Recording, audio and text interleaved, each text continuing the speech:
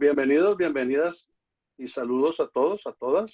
Es un placer estar nuevamente en nuestra profesora, una referente importante en psicología en la Universidad del Valle, para continuar la entrevista que iniciamos con ella hace una semana. Me refiero a la doctora María Cristina Tenorio. Bienvenida nuevamente, querida María Cristina. ¿Cómo te encuentras? Bien, bien. Bueno, ya un poco preocupada porque ya va a empezar otra vez el semestre y todo va a ser virtual. No importa qué número de estudiantes sea ni nada. Y eso es algo muy exigente cuando uno quiere tener relación con los estudiantes. Y no solamente que ellos se relacionen con los textos que uno les manda. Entonces, eso nos preocupa mucho a todos. Bueno, entonces pasando a que estábamos en el año 98 y la crisis económica y las dificultades que allí se crearon, yo estaba tal vez antes sí hablando de que en ese momento pues tuve que retirarme de la universidad y jubilarme, pero yo no quería jubilarme porque yo estaba muy contenta con el trabajo que venía haciendo. Entonces, el rector de la universidad de ese momento, que era el doctor Emilio Aljure, médico, investigador muy conocido y abogado, me dijo que si yo quería, si yo estaba trabajando, si yo tenía una asignación formal de cursos y de cosas que estaba haciendo, no era difícil hacer una transición en la que yo volviera a ser una persona que estaba dentro de la universidad académicamente. Entonces se hizo ese cambio y en gran parte fue precisamente por el apoyo que me dio Fernando Larreamendi de que fuéramos a las distintas instancias y que yo presentara el programa que tenía para seguir trabajando en la universidad, que era desarrollar la psicología cultural en la Universidad del Valle, en el programa de psicología, lo cual en Colombia en ese momento no se conocía. Entonces, esa fue mi propuesta y eso fue lo que empecé a hacer. ¿A qué me llevó eso? Eso me llevó precisamente a que con los muchachos que yo venía formando, empezamos a orientarnos a algo que nos había preocupado mucho y era ver que había, digamos, un cambio en la población universitaria, que se veían mucho más estudiantes indígenas, más estudiantes afro, más estudiantes que uno no sabía cómo estaban siendo, digamos, incluidos en la universidad. Entonces, en esa época, yo había conocido la vicerrectora académica, pero yo no sabía quién era ella. Yo charlaba con ella en el Club de Piedra Linda, que es nuestro club donde vamos los domingos a bañarnos y charlar. Es el único lugar interdisciplinario que hay en la Universidad del Valle. Ese club donde uno se reúne en la piscina o en el sauna o donde sea a conversar con profesores de muy distintas, digamos, de muy distintos saberes. Entonces, yo le había hablado a ella ya, yo creí que era la esposa de algún profesor y le había contado que habíamos hecho ya, digamos, seguimientos, estudiantes indígenas y que estábamos viendo las inmensas dificultades que estos muchachos tenían porque no dominaban, por ejemplo, bien el español, la escritura ni la lectura en español, y aunque se esforzaban, entonces se iban quedando como atrás y era muy difícil. Y también que eso empezaba también a verse con los estudiantes afros, porque a ambos les estaban, en ese momento les estaban dando la condición de excepción para entrar con un puntaje más bajo, pero compitiendo entre ellos mismos. Entonces, eso fue en enero del año 85, ¿sí? Que empezaba una nueva dirección universitaria. Nos hicieron a todos los profesores un momento de ir por las unidades académicas, es decir, como facultad de tal y otra, que fueran a enterarse de los programas que había, la propuesta académica que había para los años siguientes, los 4 años siguientes. Entonces, una vez que nombraron fue que iba a ser una ayuda a los estudiantes que no llegaban bien, que los estudiantes indígenas y que necesitaban un apoyo. Entonces yo levanté la mano y pregunté, ¿y quién lo va a hacer? Entonces ella me dijo, una comisión. Entonces a la salida me dijo, tú vas a ser parte de esa comisión. Entonces, pues ya empecé a ver cómo íbamos a hacerlo. Y en nuestro grupo tenemos una particularidad, es que desde que están pequeños y están en las distintas cursos con uno les va proponiendo que vayan haciendo cosas que les ayuden a conocer mejor lo que están estudiando. Y se van acercando al grupo y van siendo parte del grupo poco a poco, hasta que ya están listos para ser, por ejemplo, los que guían a otros estudiantes, los que apoyan, o los que... Entonces, esa era como la primera tarea. Y esa primera tarea se suponía que iba a hacer la Facultad de Educación, pero finalmente los de Educación no lo asumieron. Y yo dije, yo sí lo asumo. Y además tengo varios estudiantes que pueden empezar a hacer el trabajo de seguimiento y acompañamiento a los estudiantes que lo necesiten. Entonces allí se creó, a partir de ese momento empezó a funcionar algo que yo llamé Universidad y Culturas, ¿sí? Y ese nombre todavía existe y está la página web y todo. Y entonces era para decir que la universidad no es una cosa que mira hacia un horizonte ajeno, para ser una universidad como de Estados Unidos o como de Europa, sino que es una universidad que tiene que reconocer las diferencias culturales, las diferencias de idiomas, Su para... propio entorno. Claro, pero claro, que eso no se estaba tomando en cuenta. Entonces, pues allí empieza en ese momento a trabajarse lo que es cómo vamos a apoyarlos. Entonces ya de entrada los muchachos que estaban conmigo hicieron un video sobre los afros a partir de pequeñas entrevistas cortas que hacían con otros estudiantes afro que habían logrado hacer las cosas bien y seguir y poder decir, sí, mire, al principio es duro, pero luego usted va a ver que sí se puede. Y lo mismo con los indígenas. Entonces recibirlos no con la soledad, sino con voces de compañeros más adelantados que les pudieran explicar lo que necesitaban más bien ellos mejorar, ¿sí? Entonces, después hubo una casualidad y es que tuve una estudiante indígena en mi clase, nunca la había tenido, y era el curso precisamente de psicología cultural, o sea que permitía que uno pudiera ahondar en cosas, perfecto. Y esta chica salió, pues por lo visto, muy contenta de ver que yo lo primero que hice fue que se presentaran todos, pero todos desde su cultura. Y entonces muchos ya estaban en cuarto semestre y no sabían que eran del mismo municipio o del mismo departamento y empezaron como a crear red.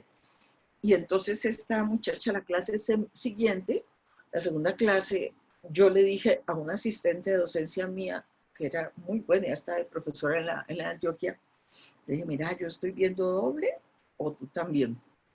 Y ella me dice, sí, yo también estoy viendo doble. ¿Qué era? La chica indígena había traído a su hermana gemela, que también estaba en la universidad, para que viniera a una clase donde los indígenas eran reconocidos, ¿sí? Entonces, eso fue muy lindo y muy alentador, ¿sí? Porque lo que yo hacía era hacer un curso complementario de psicología del desarrollo, donde se mostraba que no existe una única línea de cómo es el desarrollo, ni lo que tienen que hacer los niños, ni aprender, porque eso es un pensamiento totalmente norteamericano y europeo, que nosotros no podemos pensar así a nuestros niños ni a nuestros muchachos. Entonces fue un momento en que estábamos ya entrando de lleno con lo de la psicología cultural. Ahora, no todo el mundo lo recibía bien, los que tenían digamos, una adscripción con una psicología más científica, entre comillas, y digo entre comillas, digamos, que es muy cuadriculada, tiene que ser exactamente como se dice, mientras que la nuestra era exploratoria y reconocedora de diferencias. Entonces se burlaban de los muchachos míos, les decían los culturitos, pero a nadie le importaba, ¿no? Con tal de que pudiéramos hacer eso que se sabía que era necesario y era muy útil, pues los dejamos de ese tamaño.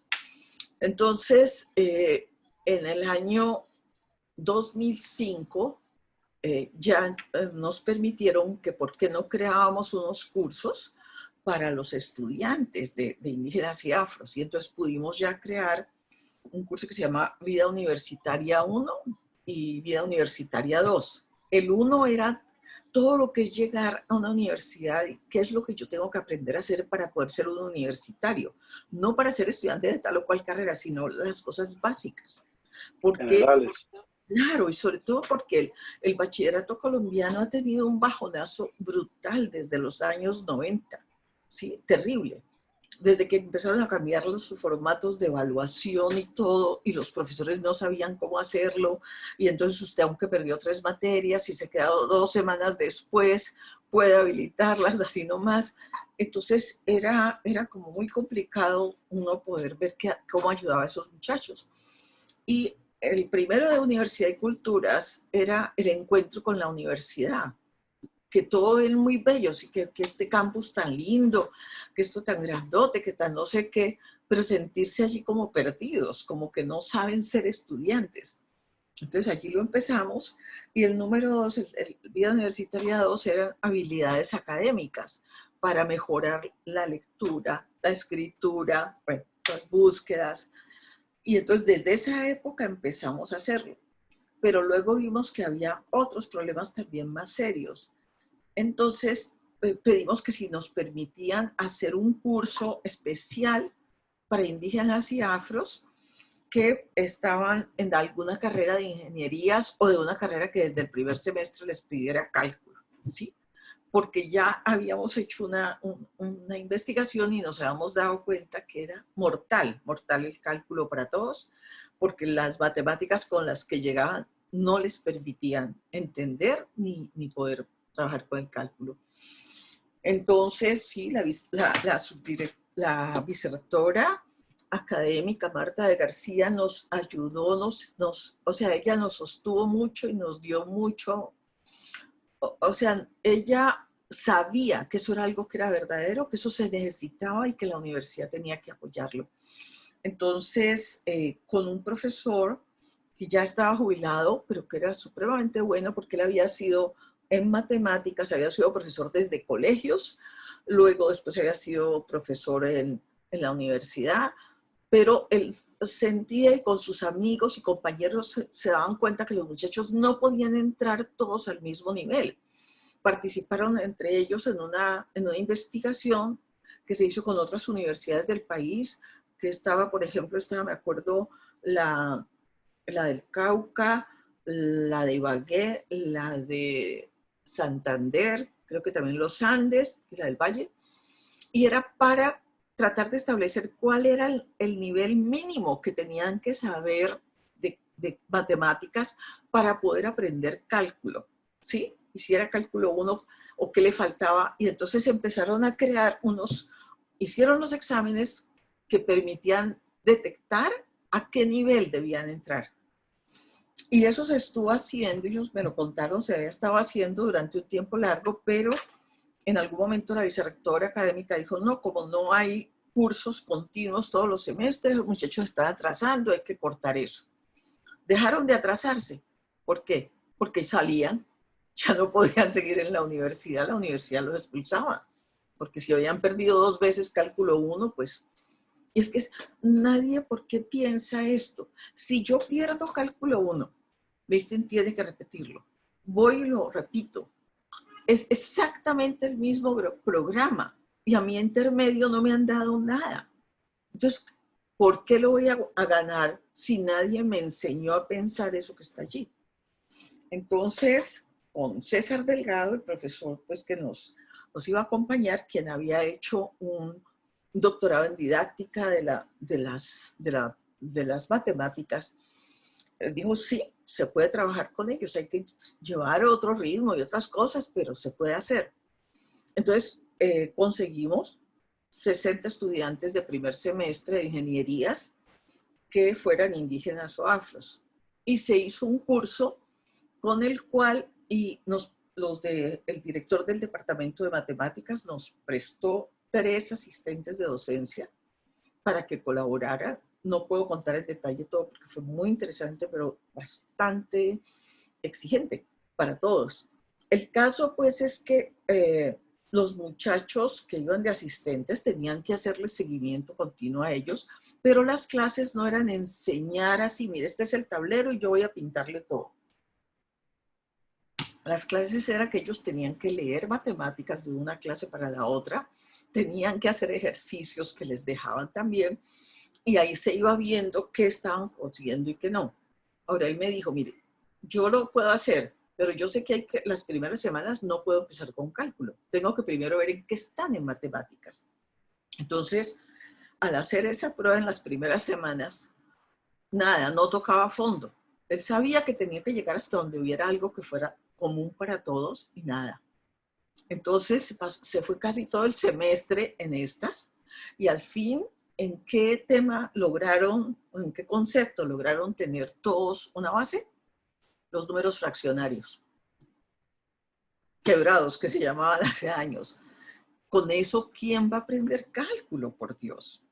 Y entonces ellos decían, pero no, es que no entendemos, no sabemos. Entonces, primero eso resultó ser de verdad una examinación del nivel en que llegan, ¿sí? Y cómo no deberían entrar de una vez a ese tipo de cursos. Sino, bueno, usted entró, usted quiere hacer esto, pues tiene que hacer este curso que le va a dar las bases, ¿sí? De manera que allí la cosa fue complicada y se les dio también al tiempo de ese curso de cálculo, del cual la mitad perdió el primer semestre y la otra mitad lo ganó. ¿Por qué perdieron el primer semestre? Lo tenemos muy claro. Eso todo se firmó, todas las clases y todo.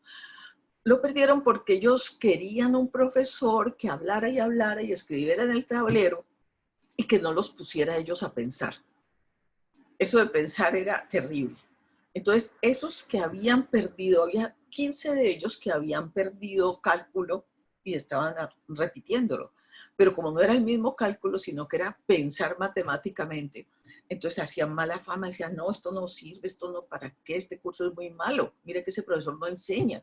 ¿El profesor qué cree? Entonces, y que uno tiene que estudiar, no, pero pues que enseñe él. De manera que esos 30 que no aceptaron un tipo de enseñanza diferente, se rajaron, porque no hacían las tareas, por nada. Los otros 30 sí siguieron en el siguiente nivel, y esos 30, es que no me acuerdo ya el número, pero creo que fueron algo así como 25 o 26 que de ahí en adelante fueron siguiendo y iban en los distintos, pasaron al cálculo 3 y lo lograron hacer muy bien. Porque el gran problema fue que el cálculo 1 se demoró tanto porque no era cálculo y vieron muy poquito del tema de cálculo en el semestre. Y cuando pasaron al siguiente semestre, que ya debía ser cálculo 2, llevaban colgando más de la mitad del curso de cálculo 1. Entonces el profesor, cuando ya se iba a acabar el semestre y la persona que me ayudaba con la cámara y todo, y que era el amigo de los muchachos y los ayudaba, me dijo, profe, hay una cosa muy grave, falta más de la mitad de cálculo 2 para poder que terminen eso. Entonces, pues toca llamar a César. Entonces llamamos a César con la directora de la DACA y hablamos para hablar con él.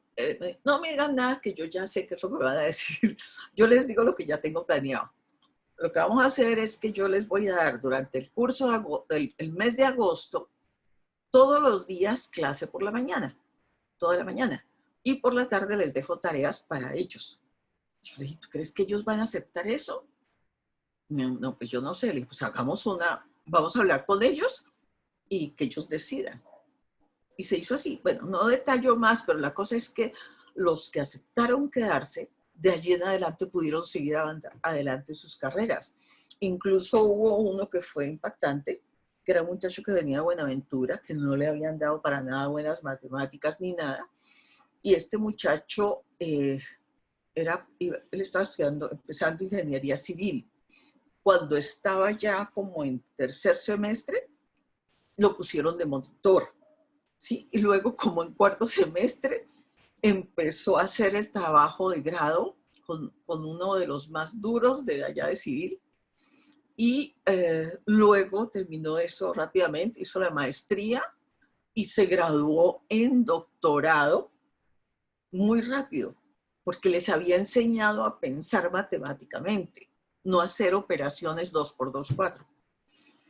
Pero esas cosas no se les saca todo el beneficio que tienen, ¿sí? Se quedan ahí como archivos de documentos y todo. Incluso sí después tratamos de hacer un juego de rol llamado Yo Profesor, que se pudiera llevar a todas partes, donde se muestra que el profesor tiene que aprender a tomar otro lugar y a ver cómo puedan los estudiantes aprender. Entonces, era muy lindo el juego, era con profesores de una universidad de Bogotá, que es muy famosa, la Escuela Colombiana de Ingeniería, Julio Garavito, y otros de acá de la del Valle. Pero teníamos un problema, la plata que nos habían dado para hacer la investigación no era suficiente para el tipo de software que había que tener para crear el juego. Entonces lo hicimos a medias, es decir, quedaron los personajes, cómo iban a actuar, cómo iban a hacer, pero no teníamos la plata para crear ese tipo de juego. Entonces, eso lo cuento en detalle porque es lo que muestra que hemos hecho todo tipo de estrategias, ¿sí? No es solamente darles ánimo, ay muchachos, no se echen para atrás, ustedes pueden. No, uno tiene que mostrarles que sí pueden, no simplemente echarles cuentos. Bueno, Han tratado de llegar al trasfondo del asunto. claro, claro. Y en cierto sentido a mí no me lo perdonan, de que yo he podido demostrar punto por punto que hay que hacer cambios muy grandes. Pero de alguna manera los directivos universitarios son muy administrativos, no son académicos. Les importa más el problema administrativo que el problema académico. Y con mayor razón ahora que están llegando muchachos con unos niveles supremamente bajos. Yo no sé por qué en estos días salió en el periódico de que los muchachos del Valle del Cauca habían tenido excelentes resultados en las pruebas de las que hacen pues para ¿cómo se llama esto? El Saber Pro y todo lo demás, ¿no? Que estaban buenísimos. Pero la verdad es que lo que nosotros vemos es que son muy pocos los planteles públicos que de verdad están enseñando bien. Porque aquí en Cali, sobre todo, hay una cosa que se llama los colegios de garaje, que es que les dan a los concejales y yo no sé quiénes más, cupos para que abran un colegio. Y entonces eso son unas cosas terribles. Cualquier casa larga le meten pupitres y cogen profesores que se quedan un mes y luego se van. Y esos muchachos, ¿cómo van a hacer? Ahora hemos participado en todo tipo de programas que se hacen para mejorar a los muchachos antes de llegar, ¿sí?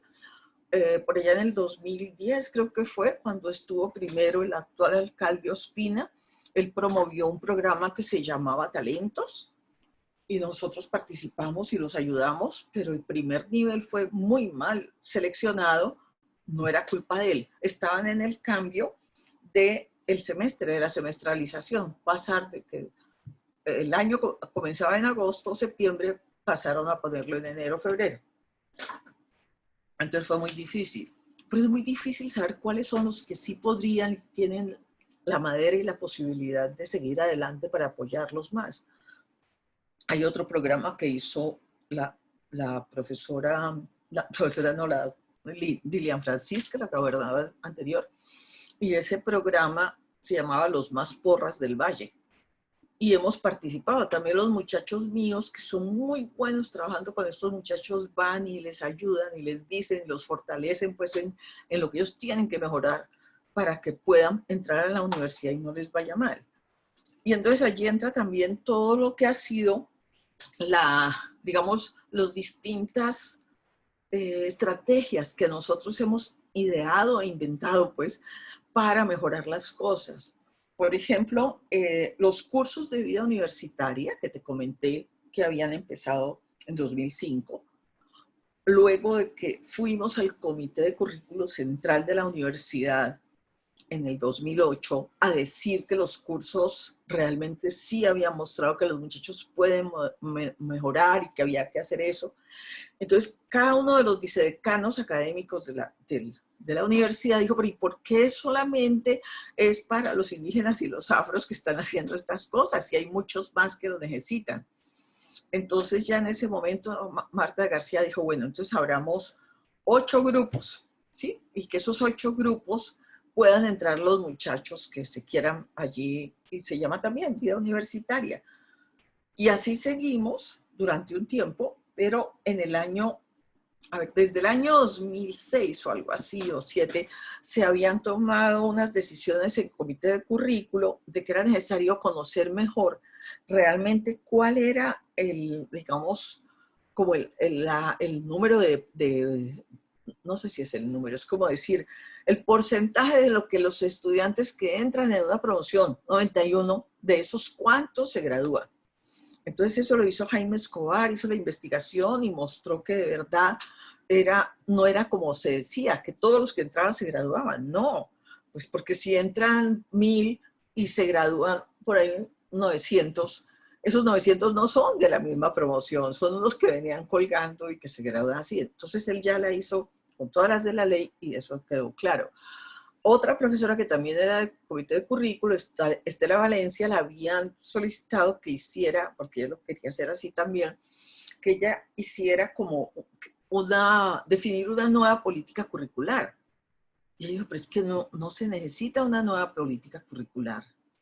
Ya la hay, pero es que no se ha puesto a prueba, no se ha hecho, no se ha puesto en realidad a que cambie las cosas.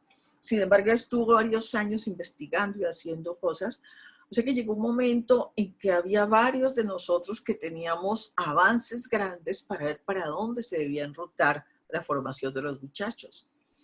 Y entonces de allí salió lo que se llama el Acuerdo 025, que es lo que define la transformación en el currículo de la universidad, cuál debe ser el currículo real para el tipo de estudiantes que recibe.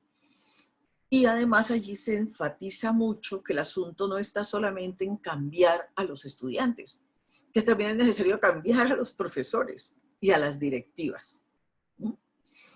Ahora, para lo de los profesores, yo hice un trabajo con la directora de la DACA, Claudia Payán, y creamos en el 2014 el primer plan de cualificación docente que se había hecho en la universidad, porque antes se llamaba plan de capacitación. Y yo dije, ¿para qué vamos a hacer plan de capacitación? Es que estos no son técnicos, son profesores. Entonces, le dimos toda la vuelta al asunto, creamos ese plan y quedó obligatorio. Y actualmente, de hecho, desde el 2000, ¿cuándo empecé yo? En el 17, creo. Sí, desde el 2017 empezamos ya a ofrecer diplomados para los profesores, ¿sí? Entonces, el que yo ofrezco, que ya lo he hecho 3 veces y ahora están en la 4ª, se llama ¿Cómo aprenden los estudiantes y cómo les enseñamos? Mira tú que si Eso lo están realizando precisamente en estos momentos, tienen reuniones para mejorar eso, para complejizarlo. Claro, claro. Y entonces, por ejemplo, yo he hecho con 3 grupos ya y la verdad es que la gente le llega mucho y se dan cuenta de que de verdad no saben, nadie les enseñó a ser profesores, todo el mundo casi que aprendió así como a la brava, o copiando lo que veía hacer a sus profesores anteriores. Pero si los estudiantes son distintos a los que ellos eran, ¿qué va a pasar? Entonces, con estos que ya hemos trabajado, incluso querían que hiciéramos un proyecto juntos con más profesores, pero por el asunto de la pandemia y de lo virtual no se pueden hacer, ¿no? Esas cosas de ir a las clases y hablar con ellos, ¿no? Entonces, ahora me sorprendieron la semana pasada, ¿no? Sí, hoy esta es otra semana, diciéndome que no solamente íbamos a tener un grupo, porque se habían registrado, ¿sí? 3 grupos, que había 71 ya registrados, otros 4 que ya habían pedido registrarse y que no se sabía si más. ¿Por qué razón se registraron tantos? Porque por primera vez se les dio la posibilidad a los contratistas de poder tomar esos cursos, porque antes no, a los contratistas no se les daban oportunidades. Entonces, pues decidimos... Sorprendentemente, porque los contratistas son parte vital también. O sea, si se concentra mucho en los que son nombrados y se descuida la otra parte, entonces será un desbalance. Es que lo hay. ¿Por qué lo hay? Porque mire, los profesores que ya hicimos maestría, doctorado, más doctorados, postdoctorados, son los que se han pasado a trabajar y a crear las maestrías y los doctorados. Y entonces los pregrados en gran parte están en manos solamente de contratistas, a los cuales no se les da tiempo para preparar clases, ni para corregir, ni para nada, y tienen que correr de una universidad a la otra a lo largo del día. Y fuera de eso no les daban la oportunidad de tomar estos talleres o diplomados. Entonces tuvieron una reunión ellos con el rector hace poco y le plantearon el problema y el rector aceptó que sí podían matricularse en esos cursos. Y como es virtual, entonces ahora los de las sedes regionales también pueden hacerlo. Entonces, para nosotros es más trabajo, ¿sí? Pero es necesario hacerlo. Es importante que ellos sientan que sí están, digamos, como parte muy importante de la universidad. De manera que en esas estoy. Ese es uno de mis no problemas, sino una responsabilidad muy grande, ¿sí? Entonces tengo que estar trabajando con los muchachos que ya han hecho muy bien los cursos de vida universitaria, que conocen los problemas de los estudiantes y toda la cosa, y vamos a hacer esos grupos. Entonces, por ahora estamos así. ¿Y cuál es un poco como mi visión a largo plazo, o a medio por lo menos? Mi visión no es quedarme allí mucho tiempo, mi visión es más bien que la gente que ha trabajado conmigo y los que están todavía en formación queden allí y sean los que van a promover, porque ya lo están haciendo en otras universidades. Muchos muchachos que yo he formado en maestría, pregrado, están trabajando muy bien en estos programas en las universidades privadas. Entonces yo no quiero que la del Valle vaya a quedarse como sin un soporte. Yo quiero que Básicamente, hablando en términos de psicología cultural, quieres que se establezca una cultura establecida y que persevere para que claro, genere de ahí una constante. claro, y por ejemplo, nosotros hacemos cosas como estas. Con la plata de los pilos se creó un programa que se llama ACES, con el cual se les puede dar como un sostenimiento no de material, sino de ayuda para que sigan adelante, para que tomen un curso o el otro. Y esos muchachos son, por ejemplo, de muchas condiciones de excepción. Ya hay 11. Al comienzo solamente eran indígenas. Luego se sumaron los afros y ahora hay 11. Y entre los 11 hay de los tipos, ¿sí? Por ejemplo, desplazados, también hay de los que han, digamos, ¿cómo se llama? Los que se han reincorporado a la vida civil, hay de todo. Y los Que, muchachos, que, que precisamente que reúna todo el espectro social, político y cultural del país en la claro, universidad. claro, porque es que una universidad pública tiene que recibir, pero no los puede recibir para quebrarlos y romperlos la entrada, sino que tiene que hacer lo mejor posible para que ellos se fortalezcan, desarrollen habilidades que no tenían.